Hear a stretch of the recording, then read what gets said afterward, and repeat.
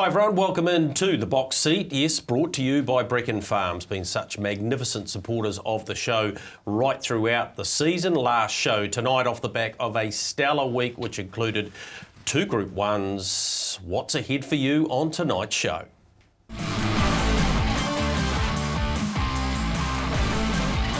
Coming up on your Box Seat, Jumal is doing what superstar colts do best, just winning and refusing to stop. Reid has the latest on a horse that keeps raising the bar. The Dun Camp strikes again at Addington on Friday night, and once more they've stamped their authority on the feature races. Michael Guerin is on the record with Alexandra Park's future under the microscope and some big conversations building around what's next for one of the sport's key venues. Quick Hitch returns with burning questions.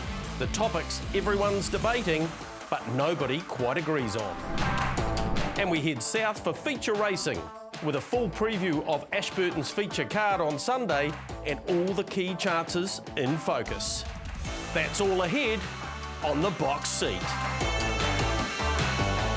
So plenty to pack in the next hour. Time for us to introduce the team. Brittany Graham off the back of a super weekend of harness racing. What stood out for you? Hi Greg, and we'll introduce our other co-host very shortly, but on a weekend that there was a lot of feature racing and the Group 1s obviously stood out. The training performance of Matthew Williamson at Addington on Friday night I think was probably my standout and my highlight due to the fact that he's brought 3 really nice horses to the races there on Friday night, and the future looks incredibly bright for his stable. Axel Rose was exceptional. Master McGugan took out a feature, and Seeking Clarity is a really nice 3-year-old filly going forward as well. So in a stable in its relative infancy, to have 3 really lovely horses like that starting to make their way through the grades, I think it's very exciting for himself, Charlotte and the whole team. And I think I said it a few weeks ago, maybe even last week,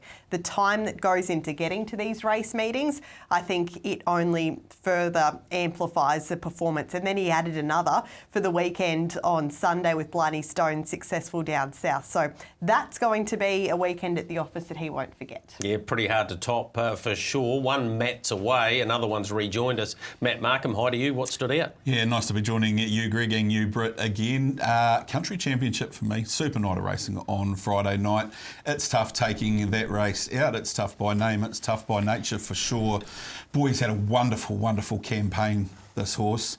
Started all the way back in August last year, and he's raced every month since, with the exception of February.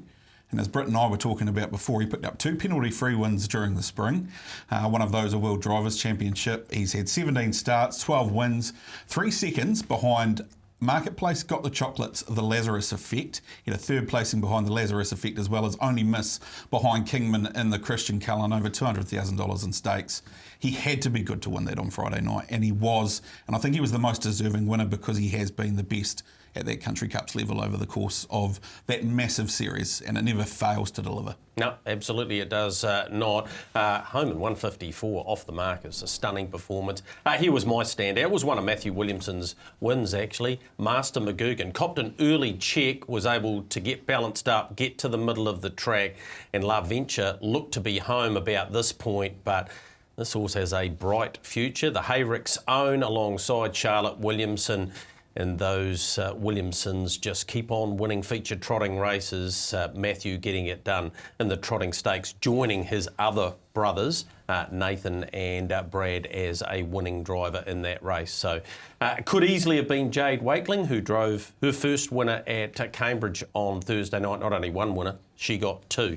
So congratulations to you. All right, let's get into our review, and we head back to Addington Raceway from Friday night. We talk about the Avon City Ford New Zealand Welcome Stakes. Great to have Avon City Ford associated with this race, and I understand they have re-signed for the next 2 years. Was a cracking contest, Brittany, and travel agent suggested when he finished third in the last Group 1 he was something a bit special, and he proved to be. It was a positive drive by John. He was able to take advantage of sort of being piggy in the middle, drawing between his two major dangers, and he used that early when he pushed on to the front.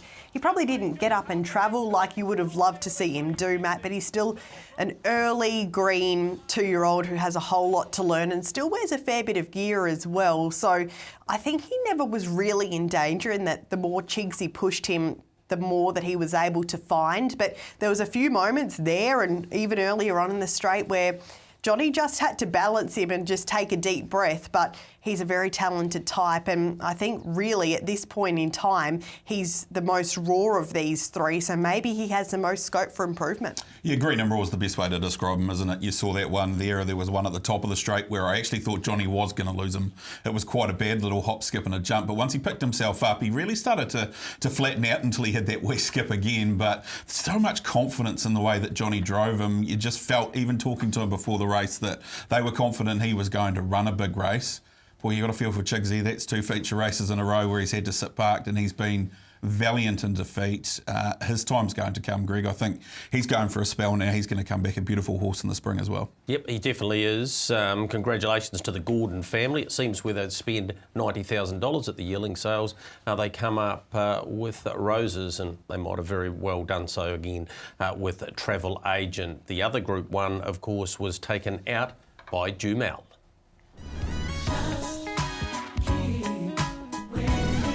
Keep winning.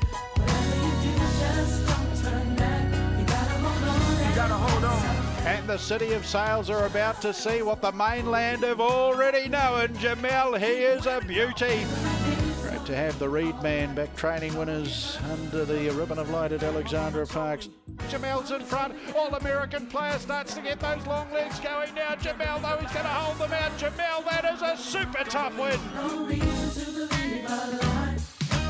Jumal in blissful isolation comes away by 3 from All-American player and special occasion down to the line, and on the 21st anniversary of Monkey King winning the Derby, Reid man, you're back again. 100 to go though, it's Jumal 3 lengths in front, trying hard forever Mickey, and then gets Seaside lucky, but it's Jumal. He's doing it with great comfort in the end.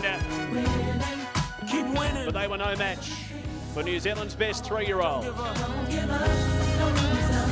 When it seems.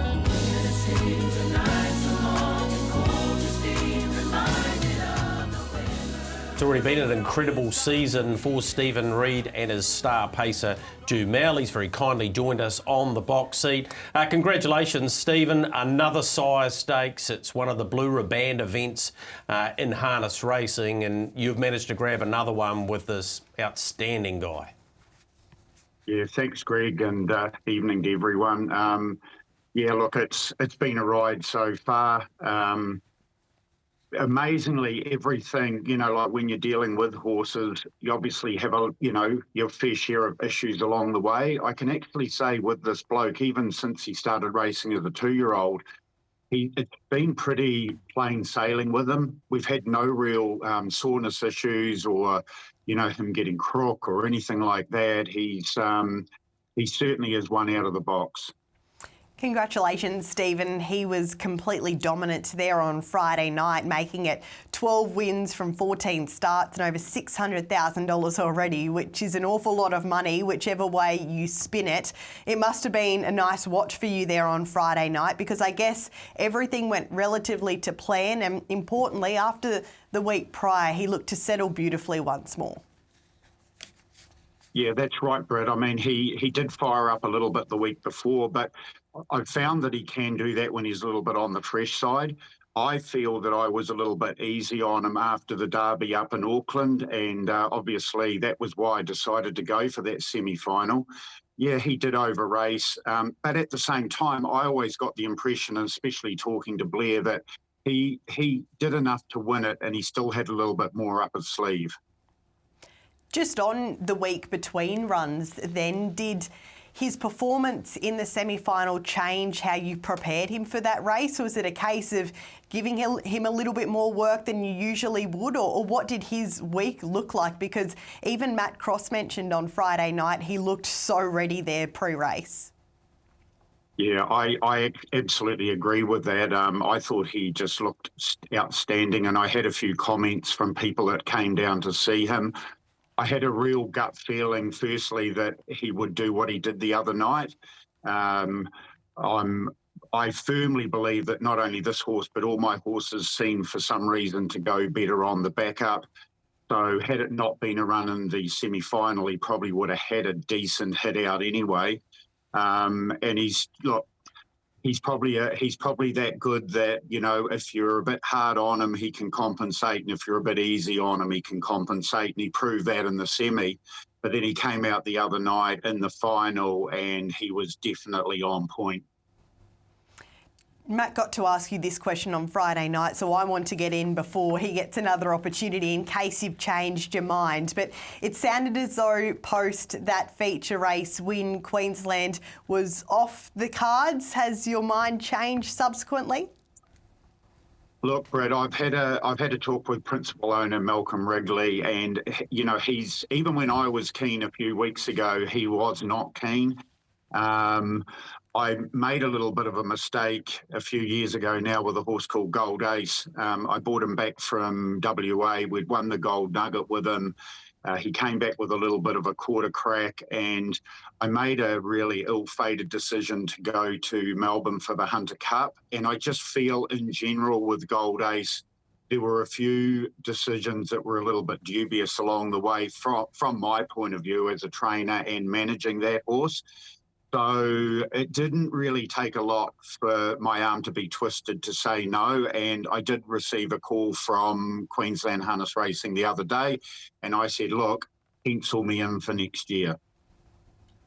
Stephen, congratulations from me again. With that confirmed, as we talked about on Friday night, come Saturday morning, we knew that was probably going to be the likely path that you would take. First of all, how was he on Saturday morning after a Group 1 challenge? And did it feel a little bit different being able to throw him out in the paddock knowing that there's not any real immediate targets in sight and you can just sit back and enjoy this wonderful horse? Absolutely, Matt. It's been, I mean, you know, I always said with this horse that I wanted to really enjoy it, but it's so hard to enjoy a good horse. There's the expectation of winning and, you know, just everything involved. So, yeah, I actually I said to my partner Bella the other day, you know, I just want to get this race out of the way and put him away. He can go for a break. We're coming into the winter months. I'm going to go away for a couple of trips that we've got planned, and yeah, just relax and know that I've got a very, very good horse to come back with.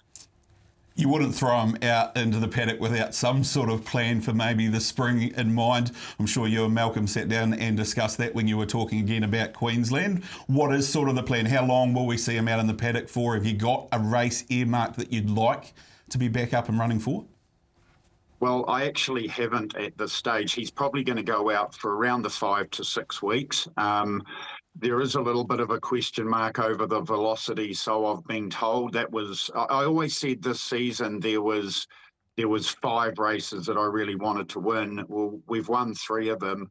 The other one was the New Zealand Derby, and the other one was the Velocity, but I don't know. Maybe you guys can tell me whether the Velocity is looking like it's a go or not. But if it's not, probably Flying Stakes and New Zealand Derby will be his main targets. And then, you know, I'm quite keen maybe to look at, say, going to Sydney in March and having a look at the Chariots of Fire.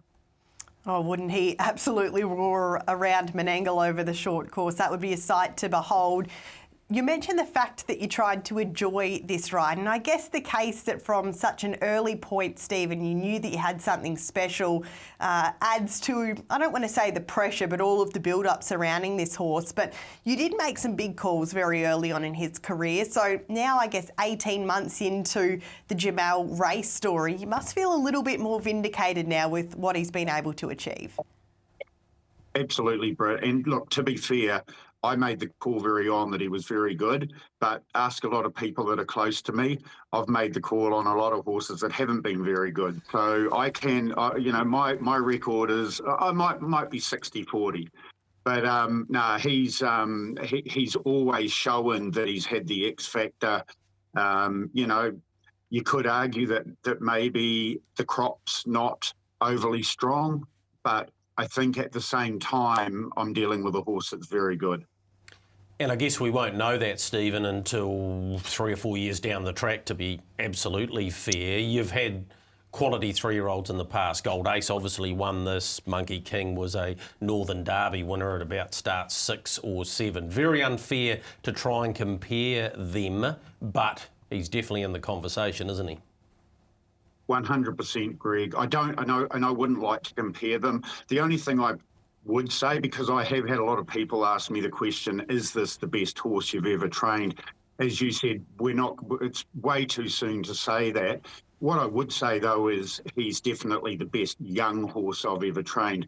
I mean, Monkey King didn't even race at 2 because he wasn't strong enough. Gold Ace, well, he had 7 starts as a 2-year-old and he only won 1 race. So he came really, really good at 3. This horse has been good from the get-go. So I think that definitely puts him in the, and that's not taking anything away from Bailey's Dream, because he was actually a very good juvenile as well. So it's not taking anything away from them. But, I was thinking about it this afternoon. There's not many attributes. Well, there's no attributes. This horse has got everything. When you're looking for a great horse, you want speed, you want stamina. He's sound, touch wood. He's got a great attitude. He deals with stuff. He appears to me like he's got a brain, like he's very intelligent, even to the point, and I think I've mentioned this before, that when we get him to the races, he sort of thrashes around and he's on the toe and he's, all over the show. As soon as you put that harness on him and the bridle, he just goes into game mode, and he does exactly the same when he comes back to scale after winning. He just stands there, gets the photo, does the business, and then goes back. And I think all attributes of a very, very good horse. Well, you're handling him with those magnificent hands that you've done with those brilliant horses over such a long period now, and you're handling the media like you always have, Reid, man. Really appreciate you coming on the box seat, brought to you by Brecon Farms, to talk to us about him, and we look forward to seeing him when he comes back to the racetrack in the spring. Thanks, guys. I appreciate it. Awesome. That's Stephen Reid there. I didn't ask him to compare him to a horse that did some pretty good things last year as a 3-year-old, Marketplace. So let's just put up on the screen, guys, not Jumal versus Marketplace, but this is where they're at this stage of the season. 7 starts, obviously 6 wins for Jumal, including beating the Lazarus Effect. Look at the record. The race that eluded Marketplace was Alabar Classic, and it was probably circumstantial. Ribera got away with it in front and dashed away, but it just shows you he's on a similar path to what was the dominant 3-year-old, and obviously got the chocolates, got so close to Marketplace, but there doesn't seem to be a horse at the moment that can go with the Reid man's flying machine. No, not at the moment, and particularly because they're quite similar in the fact that both Marketplace and Jumal have that explosive gate speed, Matt, that's meant when they've drawn the front row, more often than not, they've found their way to the front and they've dominated their races. I actually think at a very similar point of last year, we posed the question, maybe as a quick itch, who is going to be the horse to topple Marketplace this year? And I think we were all of the opinion that there wasn't a horse at that point in time. Well, history tells us Got the Chocolate certainly stood up. Maybe Forever Mickey's a horse to do that in this year's crop. Yeah, there's a few in that chasing group that I think maybe are narrowing the gap. You go back through Friday night, Forever Mickey you've touched on. Get Seaside Lucky's been probably one of the more improved horses from Canterbury in the last couple of months. Stumbling in was very unlucky in that race as well. 2 very, very good horses, and Brittany's hit the nail on the head. What they've got that ability to do is to get onto the top end. They're so quick too. They can reel those 55 halves, which when you're trying to chase from 3-4 lengths off makes it almost impossible to run past. Stephen touched on something there that I wanted to bring up. I happened to be in the stables on Friday night, and I watched him bring Jumal in. I watched them take the rug off, and I thought, I don't get a chance to see him in the flesh too often. Just a nice looking horse. Went back past once he put the gear on and had to stop because I couldn't believe it was the same horse. Yeah. He just took a presence about him like he knew it was business time. The only thing that I can parallel to it is seeing Kiang Zahara when she goes out for a warm-up when she comes off the track. She's a completely different looking animal. So, sign of a good horse. They know when it's business time and when they've got to really get down and start putting in. Yeah, well, it's just a good talking point to compare at this stage. When you go back through Gold Ace's record, I think he won 9 of 12. Monkey King, what did he win? I wrote it down, 6 of 10, and he was 3 times placed. This horse is still only halfway through a season, so he can certainly supersede them on the record anyway. All right, let's go back to Addington also from Friday night, and the Yabby Farms Heather Williams Memorial was won in virtual replica of the previous year. In fact, only 0.1 of a second difference from when Eurostyle came from the outside barrier, led and won, and she won even easier this time. Yeah, she sure did. Plugs in. Kim knows this horse so well, and she doesn't appear to me to be the easiest of drives, nor does she appear to be the easiest of horses to train, because she seems to have those little quirks and her gait is so vital to her performance. But she was very, very good there on Friday night. Never looked out of second gear. But what about the year that Kim's having as well? 98 drives, 17 wins and 19 placings. Already Group 1 success this year, another feature race there on Friday night. But this mare's been so well looked after. I know she's a 7-year-old, but she still gives the impression that she's on her way up. That's the Group 1 performer, Eurostyle, that we saw there on Friday night. We don't get to see her all the time. I mean, she's been a victim of her own success because a lot of the races that she's been in for the last couple of months have been off big handicaps, as you both touched on Friday night. But when she gets into that zone and she's trotting a lot more fluently than she has in some other races, she's just almost unbeatable. Because the closer they get to her, the more she seems to try. Big credit to Derek and Adele Jones for the decision to take pretty much all of the gear off her, take her to the trials at Ashburton, and just let her trot. I think that was a big factor in why we saw the real Eurostyle step up on Friday night. I've long thought she was as good or able to be competitive with any of our best trotters in the country. When she's in that form, she is. Hopefully we can set a bit more consistently in the spring. Yeah, 13 wins and over $250,000 in the bank. Now Master McGugan taking out the trotting stakes. That was my standout, Brittany, for all of the reasons I mentioned before. This gave us an indication of the likely future ahead for this horse. And I think I mentioned it on Friday night. Matt drove this horse like a trainer. He did everything to keep him happy, knew him back to front, just kept him a fraction off the gate after he was that little bit revvy 10 days prior, balanced him on the turn and let him get through the line. He was super, and I know it was a steady last quarter, but he stayed out of that early burn, and that saw him have something to give late. La Venture was excellent because she was involved from start to finish. I'm looking forward to the back end of this year. There'll be another 1 or 2 horses come up, no doubt, but Apollo 11 and Duke of Bourbon against a couple of these, they're going to be great races. Yeah, it's a great wee crop of 2-year-olds, isn't it? And you're right, once they develop a bit more, maybe have a bit of a winter break, some of these 2-year-olds, they'll come back come springtime and be even better. What you didn't see watching that replay was the couple of interferences that were met during the running, which for any 2-year-old trotter would generally be enough to throw them off their game. But once Manny got moving and got into a bit of a rhythm, 600 metres out, was probably the only horse you wanted to be on because charged into it beautifully and, yeah, nice long sustained run. Real nice horse going forward. The Hydroflow Country Championship final has been run for the 5th time. 3 times Diamond Racing have taken it out. At the 400 metres, I've seen this before from It's Tough. I thought, he might battle to win this race because he's just about won every dogfight he's been in. But right about here, Britt, I changed my mind because you just knew he wanted to do it. He was quite badly off the bit, wasn't he? And considering he's been quite dominant in this sort of field in recent times, he had to go to a new place to win this contest, but he was just so incredibly tough. He picked the wrong night to be a bit chancy off the tapes because he'd been faultless to this point, but he was exceptional, as you pointed out earlier on. His ascendancy in the last 9 months has been just incredible. That first race he won at the start of the prep was a 35-45, which was a penalty free, but all things considered, he's come such a long way. He'd only won 2 races prior to this campaign, so he's so exciting and he has all of the hallmarks of a cup class horse. And to be fair, If we see half the amount of improvement next preparation, look out. This is not a comparison, but watching it, it's almost got the Chocolates-esque type performance, all out at the quarter, lift off the canvas and managed to get past them. He's been super. And the one thing that I mean to mention at the top of the show was too the memories that come back every time you see him race for Katie Cox, who developed him as a young horse, did such a super job with him. So that's a real special part of it as well. Some super runs in behind too. I thought Franco Sinatra after that mid-race move was really good. Da Vinci, obviously. And Iron Brigade, I had a chat to Tim Williams after the race. He said this horse arrived down here about 6 to 8 weeks ago. And if you told me it was going to be running fourth in a Country Cups Championship, I would have laughed at you. He's improved that much, and we get to see him go around at Ashburton on Sunday as well. And of course, it's tough. Won the Welcome Stakes on that same night 3 years earlier. Speaking of Got the Chocolates, we'll do the draw a little bit later on in the show.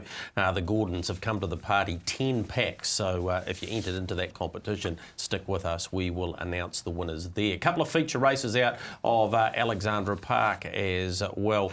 Our Cole was really, really good, and the Our Cole we expected to see.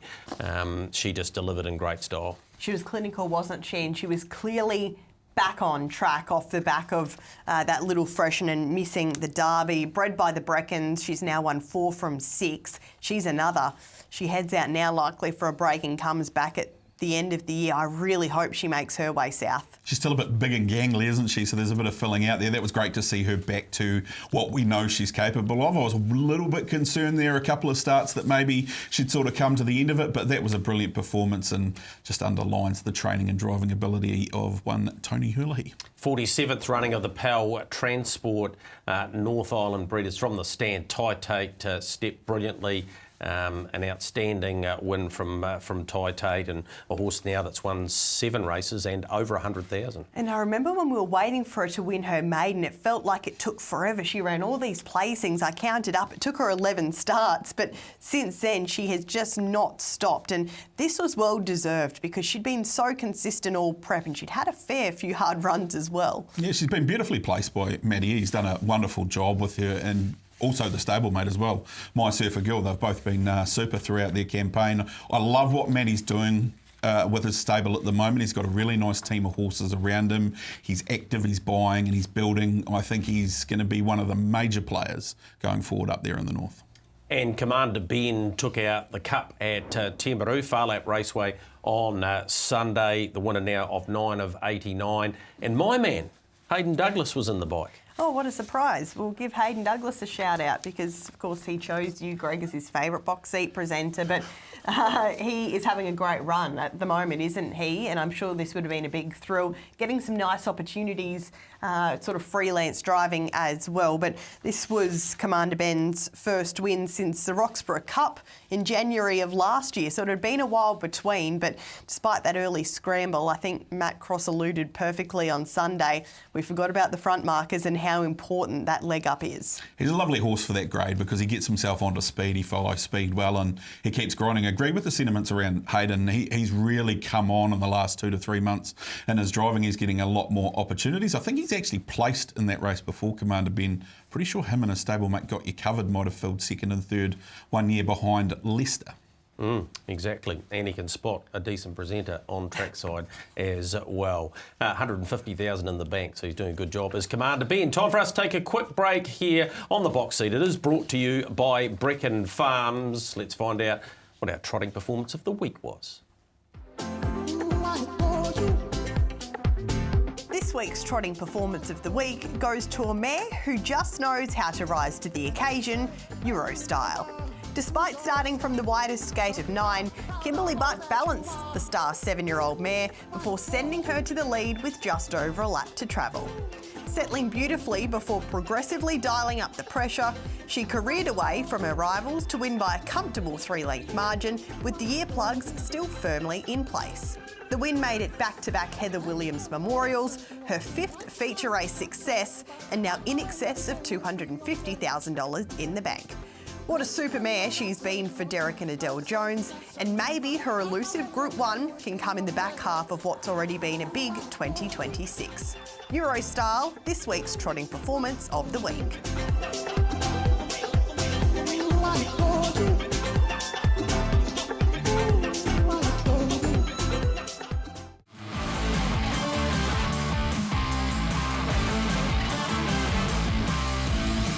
What am I doing? Well, technically I'm on holiday, but I'm just keeping an eye on things on the box seat. It's been a pretty good start from the team. Last show for 3 months, so it's a pretty important night. I did note that Greg's tie game's pretty strong tonight. And it's been a good start from Matty Markham and Britt as well. Still plenty to come on the show. Quick Hitch coming up, 20 seconds each. Hopefully they remember that. One thing I do find interesting though is there was no hot seat this week. I wonder why that is. Michael's coming up shortly on the show as well, so hopefully Greg's not getting too warm in the seat. All the best bets got up last week as well, so no pressure, team. You're only as good as your last tip, and it might be a long 3 months if you stuff this one up.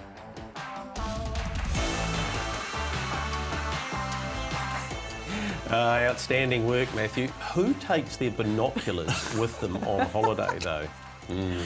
He's a little bit strange, mind you. Commentators in the main have to be a little bit to do what they do. Time with Brecon Farms to bring in our man Michael Guerin, of course with Magnus Benroe. Hello, Michael. He's a champion, that M Cross, isn't he? Isn't he? Or Matt Cross, or as some people call him, Timu Mark McNamara. Still great to have him as part of the show here on a Tuesday night, even though he is supposed to be on holiday. My best performance of the week, she may not have been the best horse to go around, but I've got a bit of a equine girly crush on this one. I love our Cole. She just looks like a good horse in the making, maybe a really good horse. She's already a national record holder, absolutely willing to forgive the couple of blips she had because she had bad blood pitches on those occasions. I'll be stunned if she doesn't hold together, that she doesn't end up in open class. I think she's an open class mare. Where she fits into the open class ranks in the future, well, let's be honest, there's not too many intimidating 3 and 4 year olds around. Kai Valley Ray, of course, is heading back to Australia, will return, but is Australian, and meant to be sort of the big dog amongst the 4 year olds. So, Greg, you can make a case if she keeps improving, knowing she's only had a handful of starts.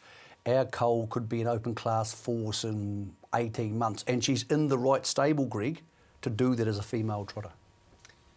Michael, there's a lot going on in racing across many codes at the moment. On the record tonight, I'm looking forward to this.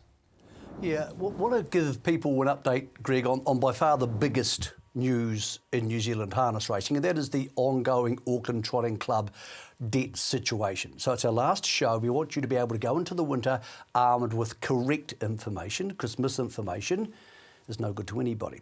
So I spoke to a spokesperson for the club last night, somebody I trust, and therefore this information will be correct.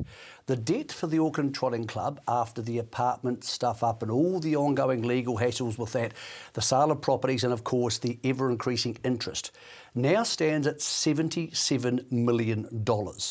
Now, obviously Franklin Park has been for sale. They got a $10 million deposit for a sale that didn't go through. They have now got secondary levels of interest, but they are looking at the internal boundaries of Franklin Park, what some people would call subdividing or subdivisions, what you can divide it into, and maybe selling it as 3 separate entities. Now, that takes a bit of time, but there are expressions of interest in those 3 separate entities, or in fact, potentially, because we don't know the commercial details, of them as one entity.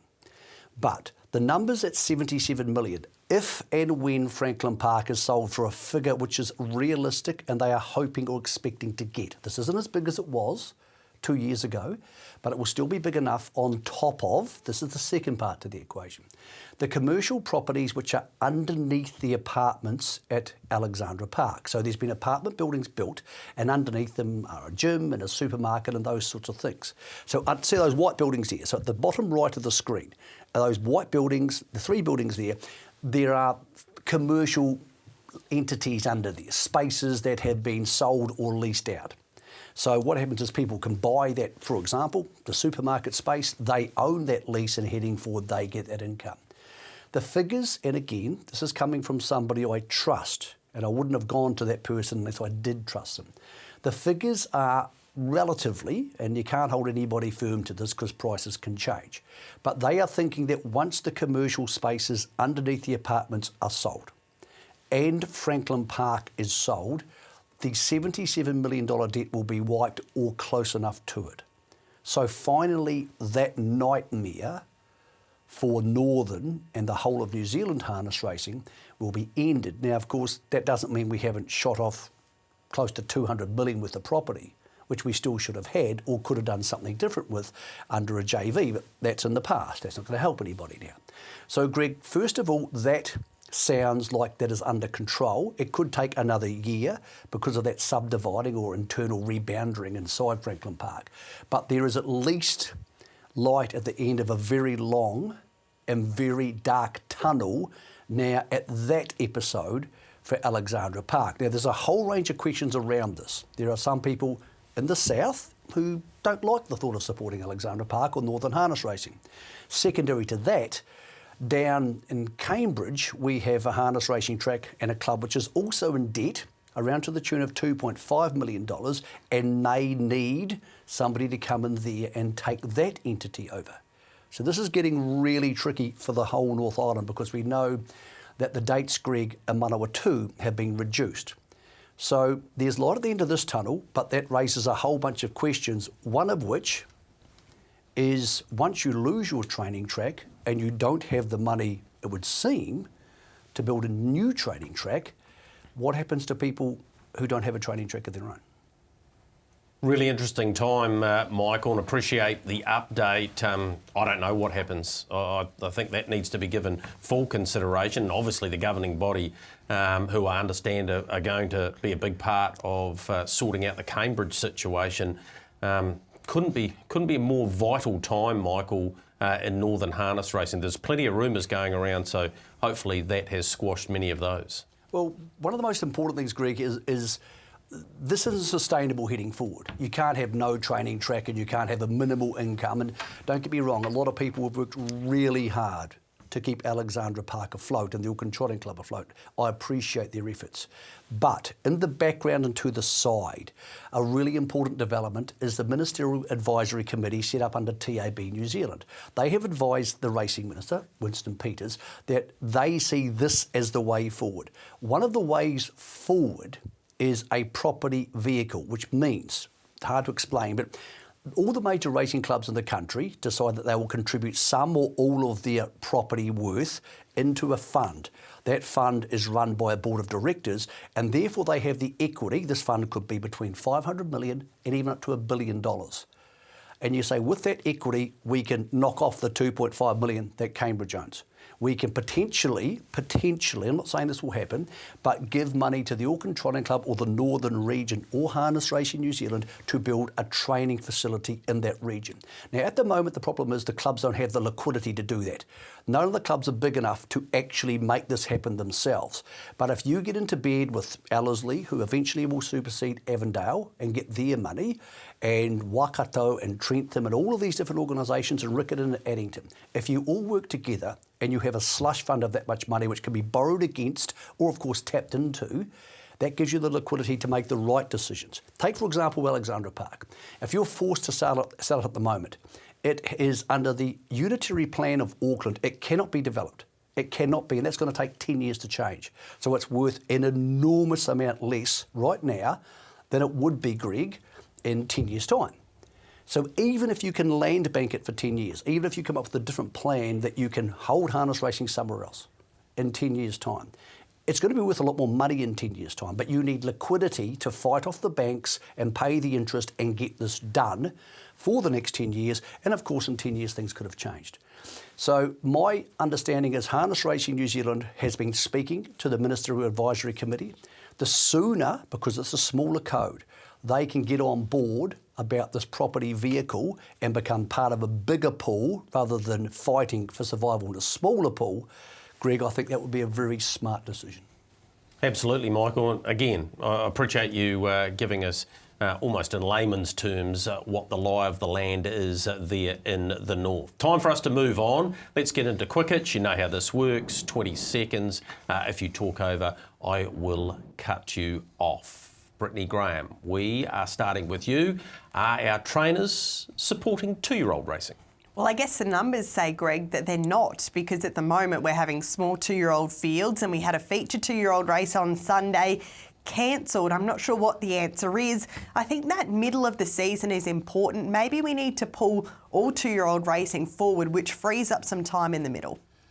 To answer the question, no, trainers aren't supporting the 2-year-old races, but are we really going to blame them for it? There's a real argument out there that there's a lot of horses that just aren't capable of being out there with some of what we've seen over the last couple of weeks here, the likes of the Travel Agents, the Chigsies, the Roger That's, that they can't compete with, so they're heading to the paddock, hoping to come back better later in the year. It's a really hard one to solve because over a very long period of time, 20 or 30 years, the good 2 or 3 juveniles will tend to beat, as we saw last week at Addington, the other really good juveniles by a big margin, Greg, and those secondary bunch get devalued. I can see how it's come about, but I think either training or programming needs to be changed to make it work better. Excellent work. Let's move on to a quick hitch number 2. And we'll come to you, Michael, appropriately. What advice would you give punters over the winter racing period? Long conversation, but make it succinct. Horses that come out of Oaks, horses that come out of Derbies, for example, Lincoln Wave is going around this week at Alexandra Park. Horses who come out of those good races and drop into normal winter races will beat normal winter horses more often than they don't. And I'll add on to that as well, Michael, in that I think we'll see horses, I guess, fresh blood coming through the trials. So I think if we watch the trials closely, debutants and those that have been given that time will start to bob up. And I guess in other races where those horses don't appear, speed maps are everything. Yeah, I'm following suit here. I'm looking for all the 2 and 3-year-olds from last season that maybe have come back from a really good spell. They've been stepping out at the trials over the last month or so. And if all else fails, based off what we saw 12 months ago, I'm going straight to the Stonewall stud horses because they were the stable that really started to fire up over the winter months and they were picking up big numbers each and every week. Excellent stuff. Let's move on to another quick hitch for you. And here it is. We'll start with you, Matt Markham. If you had one wish for New Zealand harness racing over the box seat break, what would that be? A little bit of stability going forward for everyone that's involved in the sport, whether that starts with us securing a really positive, forward-thinking CEO to take over the reins at HRNZ, getting our handicapping and all the little murmurs that are going on in the industry wiped out so that we can start the spring afresh, really building towards that big second week in November. Yeah, clarification around the Auckland Trotting Club stuff and exactly what's going to happen with Franklin Park and training tracks and all of these things is enormous. And Cambridge, we need to work on this because there's a whole bunch of really talented and invested people here in the north, and if they have no security about their future, Greg, it's awfully hard for them to go buying horses. Yeah, for me, I'm in agreement with Matt. I think to get some clarity around a CEO or at least some movement on where that is heading, it's very hard for people to move forward with confidence when there's no one sitting in that position, and it's also very hard for any big decisions to be made. So I think that's first and foremost for our industry. Excellent stuff. That's quick hitch for this part of the season. If you want to send us a quick hitch for the spring part, if you like, the box seat at entaingroup.co.nz. You've got 3 months to think about it, and we will do our best to give you our opinion. We're going to take a short break here. This is The Box Seat, brought to you by Brecon Farms. What was our pacing performance of the week? This week's pacing performance of the week could be described as determined, strong or gritty, but really it was just plain tough. Diamond Racing's incredible start to 2026 continued with their win in the Hydroflow New Zealand Country Championships final, their third in the race's short history. It's Tough created his own little bit of history, overcoming the 30-metre back mark, as well as sitting parked for the last half of the contest to come out on top. It's capped off a wonderful extended prep for the now 5-year-old, which has net 12 wins from 17 starts and in excess of $200,000 in earnings. His win has clearly announced himself as a New Zealand Trotting Cup contender in November as he heads to the paddock for a well-deserved breather. It's Tough, this week's pacing performance of the week.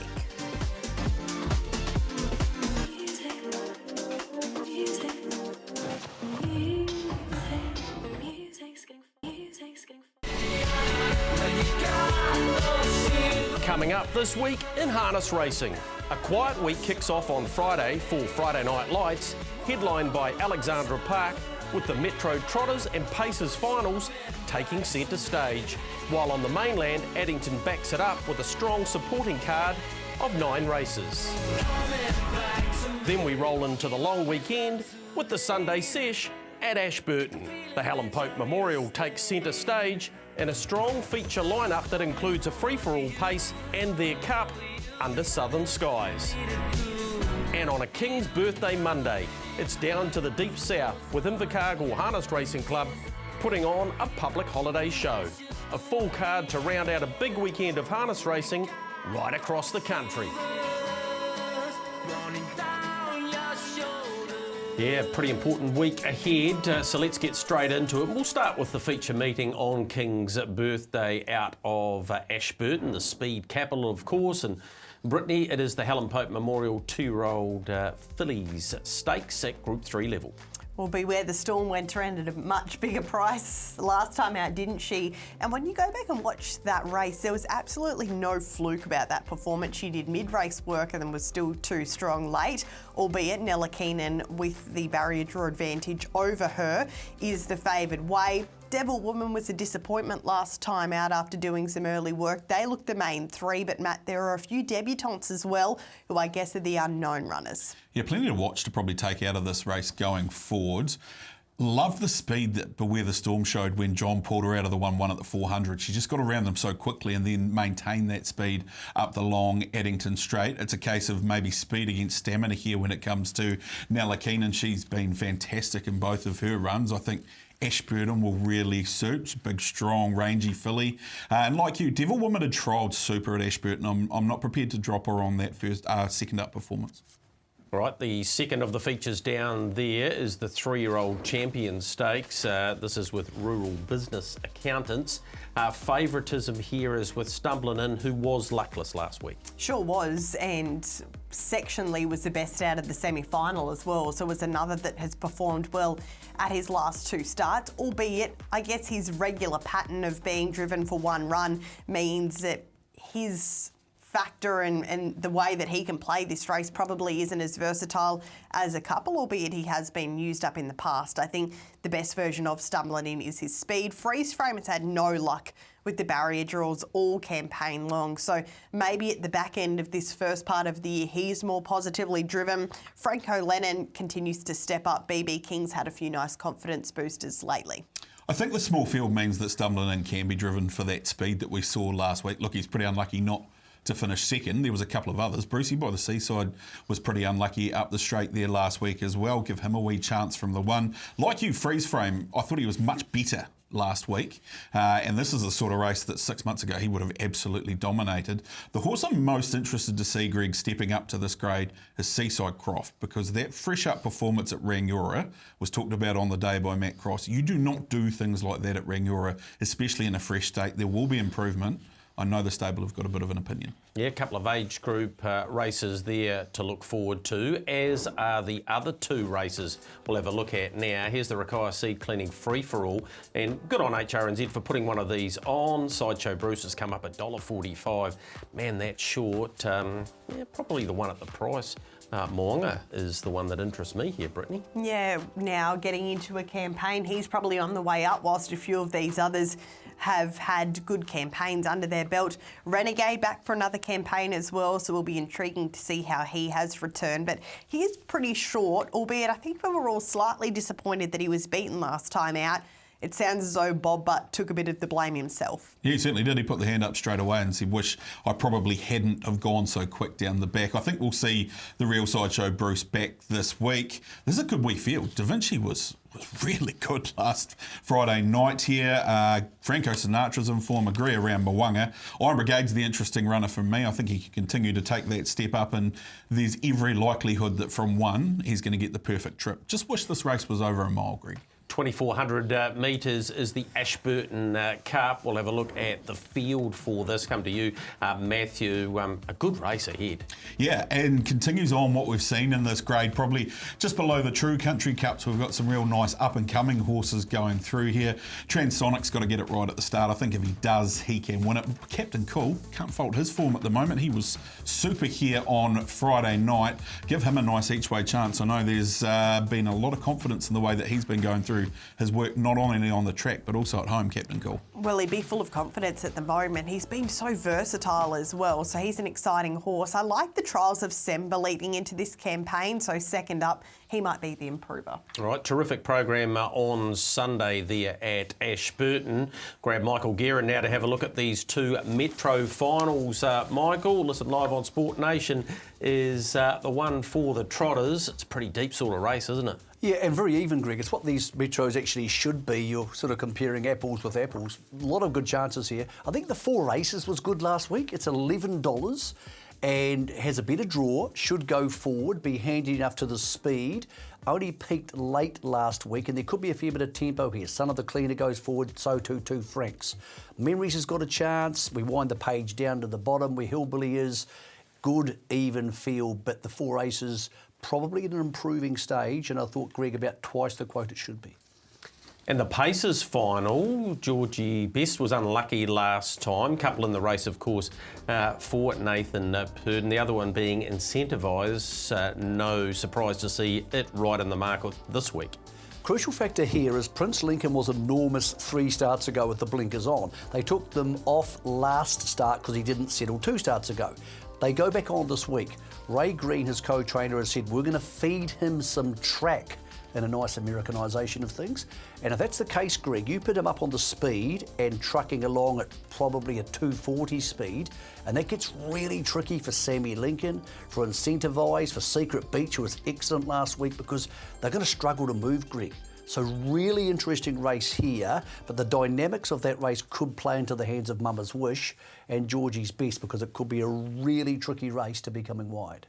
Yeah, a couple of great finals there at the park on Friday night. Addington have, of course, a 9-race program to run alongside that. What about Double D? Where's he going to be this weekend? He's heading to the Elite Lot, which you've been to multiple times, Michael, and he has a rather large book of drives, including geocache, in the Elite Lot. It's an amazing weekend. It's one of the most amazing weekends in harness racing. The scenes, we've seen them all before, since way back in Lyell Creek's day, of course. To this day, only one Southern Hemisphere horse has qualified for the Elite Lot final. Matt Markham, I'll bounce that back to you. I know you'll know. Who's the Southern Hemisphere horse who qualified for the Elite Lot? No, you've got me, Michael. One thing I was going to say about this Elite Lot, and I've only set up and watched it once. If you're a Dexter Dunn fan, there's been a major bit of a move for Dex, and the fact that he's got onto the socials now and a social media page for us down here, because we know how tricky it can be to follow American racing, and when he's overseas as well. But they're posting all his drives every week. A lot of behind the scenes stuff. There was a really cool interview with Brett Beckwith there over the course of the weekend, which was great to see. Jump onto socials, look for Dexter Dunn Racing. The team behind Dexter doing a super job in promoting him, which was something that was probably missing from the Dexter brand there for quite a while. Yeah, absolutely, and it's great for us who want to follow along. It makes it that little bit more easily accessible. But yes, his second crack at an Elite Lot. He went a couple of years ago, actually, the year that Just Believe represented Australia, and I think he has a pretty good chance of qualifying as well, coming up with the inside draw in his elimination. So we know, we've watched enough of those eliminations to know that draws are vital for qualifying. So I think it's around 2 a.m. on Monday morning, that second elimination, and the final will be a little after that. Michael, was it Lyle or was it Pride of Petite? Pride of Petite. Yep. Only horse to ever go from this part of the world, and we have sent some boomers up there to qualify for the final. She was really good in the final. Poor old Lyle, he happened to turn up in Sweden the same year that Vered was there. If you ever get bored and you want to go see a proper racehorse, he's the best standard bred I have ever seen. Check out Vered on YouTube. It's worth about 5 minutes of your life. Excellent stuff, Michael. Thank you for that. Got the chocolates competition. Big thank you to the Gordons. Thanks to all the entries that came in as well. A few familiar names there.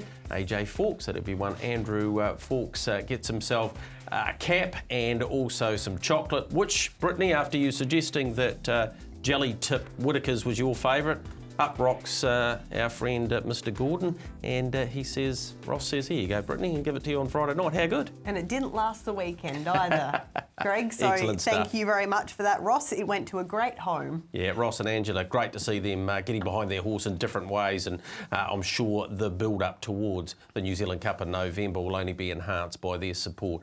Well done to all of those, and big thank you to all who entered. All right, it is time for our best bets. We're going with Moonlight Blood. Yeah, I thought he met beautifully this week. Gets a front line draw and a good draw at that.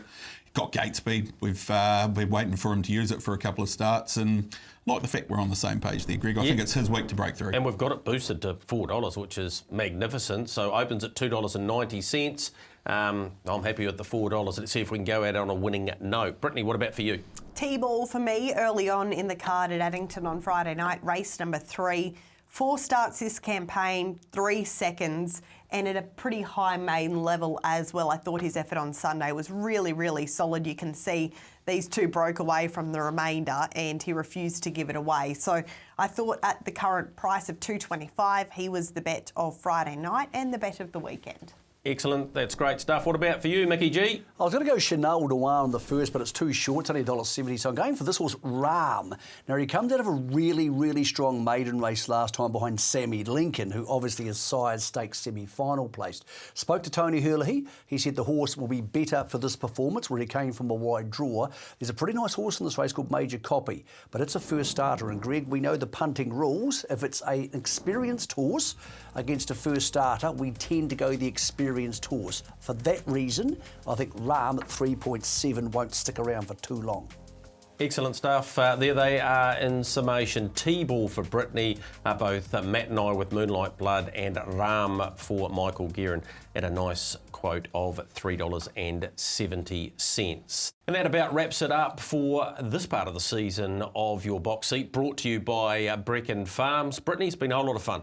Sure has, and already looking forward to the back end of this year. This cup build-up is going to be so exciting, and I'm really looking forward to hopefully a little bit of a Kiwi contingent in Queensland over the carnival, confirming that Marketplace has made his way across or is in the process of. Maybe he'll be joined by his stablemate Stumbling In. The Kiwis have a great record in the Queensland Derby, so that could be on again, and I'm hoping Dash Dosh makes her way across as well. So will certainly give us something to cheer for over the winter. Matt, you filled the seat on a few occasions. Yeah, it's been nice to be able to fill in when you guys have gone on holidays on the odd occasions, and really enjoyed it. Been a pleasure to be alongside you.